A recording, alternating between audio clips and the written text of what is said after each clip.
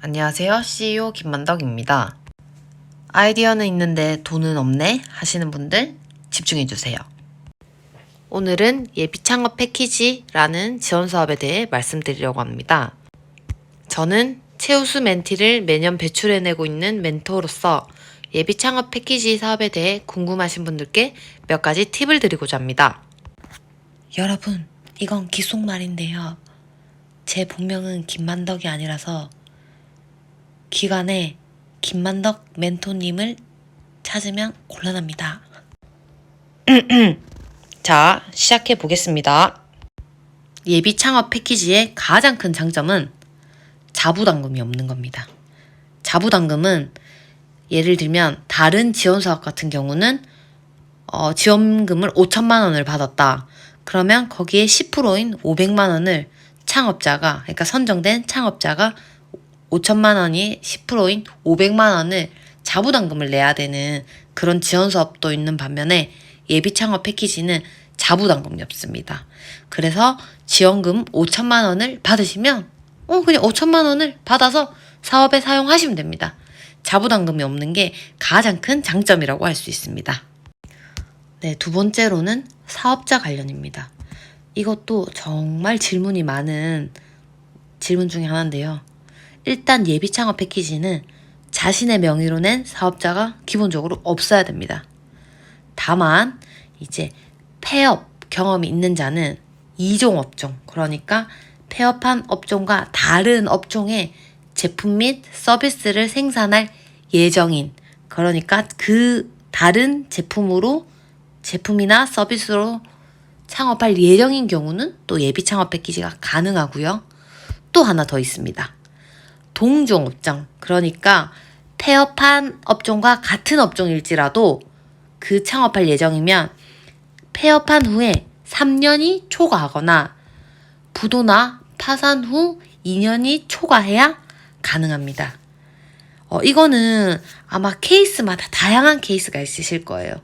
가장 정확한 것은 본인이 지원하고 싶은 기관에 문의를 해보셔서 저는 이런 경우입니다. 이럴 땐 어떻게 해야 되나요? 전화로 질문하는 게 가장 정확합니다. 네, 세 번째로는 지원금입니다. How much? 얼마 줄 거예요? 네, 최대 1억이라고 공고문에 적혀 있지만 1억 받으신 분 못 받고요. 이제 평균적으로 한 5,100만 원 정도? 제가 멘토링을 하면서 가장 많이 높게 받은 분 본 게 6천만 원이었고 가장 낮게 받으신 분이 4천만 원이었던 것 같아요. 근데 여러분 절대 5,100만 원 이거 작은 돈 아니에요. 우리 5,100만 원 모으려고 해봐요. 그 쉽게 모아지는지. 근데 내가 사업을 할 수 있도록, 내 아이디어로 사업을 할 수 있도록 5,100만 원을 그냥 준다? 사업하라고 그냥 준다? 너무 땡큐죠. 이거 정말 좋은 기회입니다.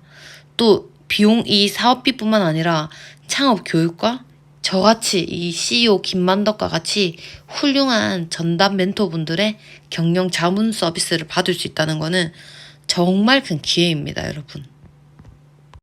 자, 마지막 네 번째. 선정되는 꿀팁입니다. 네.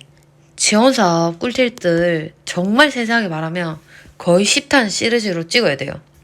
근데 일단 이제 예비 창업 패키지에 선정되는 꿀팁을 많은 꿀팁이 있지만 그 중에 하나만 뽑자면 저는 실행 가능성이라고 생각합니다.